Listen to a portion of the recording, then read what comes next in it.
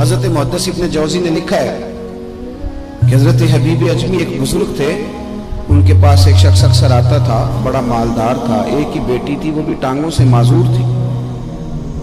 آپ اکثر اس کو کہتے کہ تو توبہ کر، اللہ کی بارگاہ میں رجوع کر۔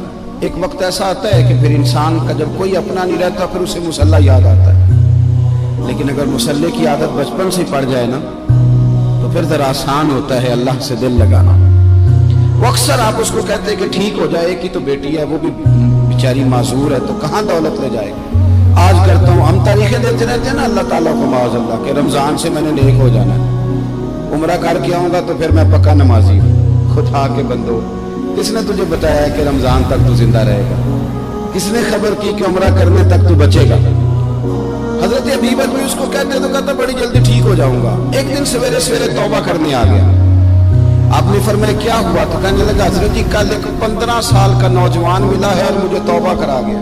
مزہ ہی اس عمر میں اللہ اللہ کرنے کا، نبی کریم سے محبت بھی کرنی ہو تو یہی عمر ہے۔ عشق لگا سی کھیڈاں کھیڈ دی تے پھر مینوں کھیڈاں بھول گئیاں، کجل پایا سی میں یار دے ویکھنے نوں، پھر او دی یاد وچ روندیاں ڈل گئیاں۔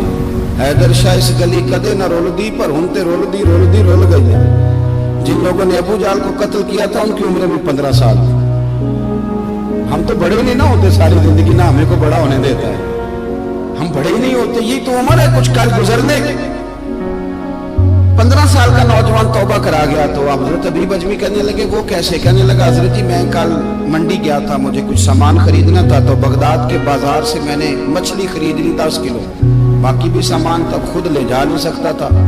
تو مزدور آپ کو پتہ بیچارے آج بھی سڑکوں پہ بیٹھے، مزدور بیٹھے تھے تو ان میں ایک نوجوان 14-15 سال کا، چہرے پہ بڑی روشنی۔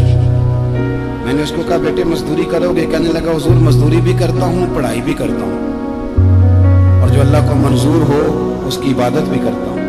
میں نے اسے کہا کہ یہ میرا سامان ہے فلاں جگہ پہنچانا، کیا لوگے؟ کہنے لگا 3 دینار مزدوری۔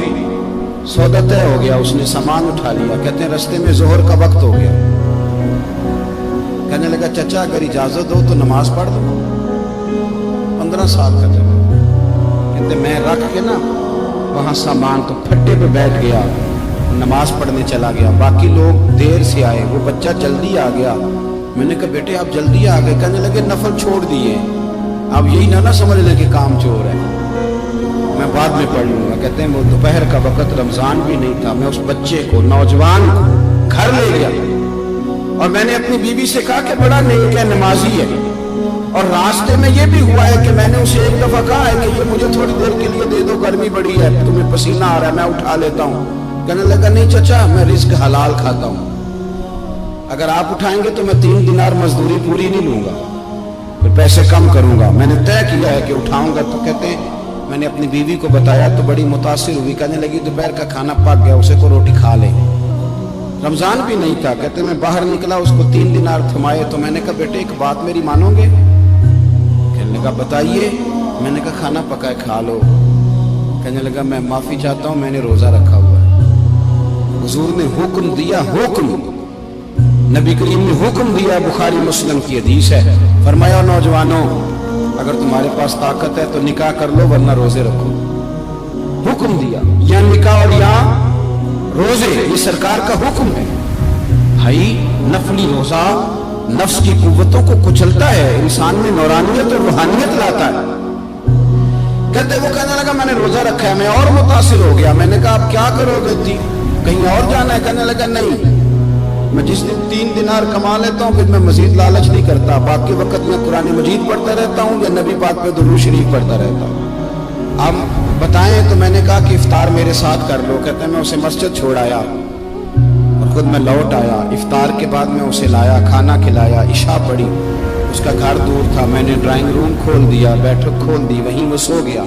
میری 20 سال کی معذور بچی کبھی چل نہیں سکتی تھی، کوئی طبیب کوئی حکیم میں نے چھوڑا نہیں تھا جس کو دکھایا نہ ہو، ایک ہی بیٹی وہ بھی معذور پیدائشی، اس کے کمرے میں گئے، میاں بیوی سے کھانا کھلا اور بتایا بیٹے ایک نوجوان ہے بڑا نیک ہے ہمارے گھر میں، آج بڑا پرہیزگار۔ پتہ ہے حضور نے کیا فرمایا؟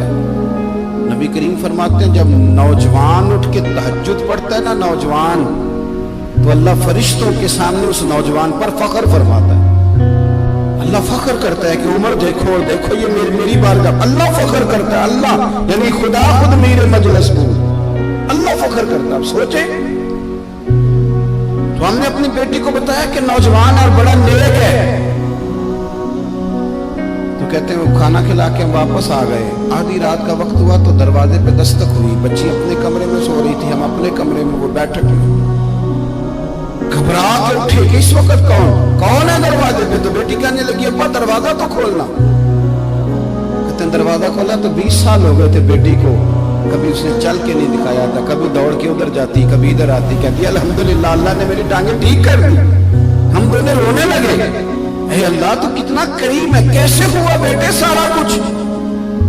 بیٹی کہنے لگی ابا آپ نے کہا تھا نا کہ نیک نوجوان آیا ہے, تو میرے دل میں خیال آیا اللہ اگر واقعی نیک ہے تو اس کے صدقے مجھے شفا ہی دے دے.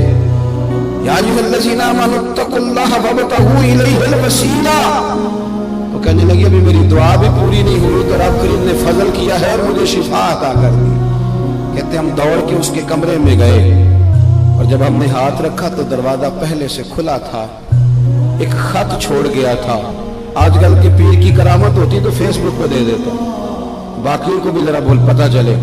کہتے ہیں وہ خط چھوڑ گیا اپنے بستر پہ کہ اگر تم لوگوں کو مجھ سے محبت ہو گئی ہے تو میرے پیچھے نہ دوڑنا, اس رب کی بارگاہ میں جھکنا جس رب نے میرے اوپر بھی فضل فرمایا ہے اور آپ پر بھی کرم فرمایا.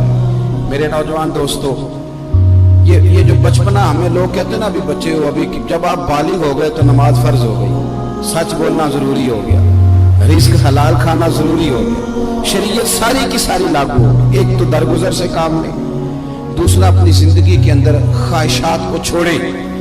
سادہ کھانا تو ویسے انسان کو تندرست رکھتا ہے. یہ جو چکر ہم نے ڈالا ہوا ہے نا مرضیاں کرنے کا, اب موٹر سائیکل بالکل اچھی بھلی ہوتی ہے پر سفارش یہ ہے کہ ماڈل پرانا ہو گیا ہے, تو یہ تو کمزور لوگوں کی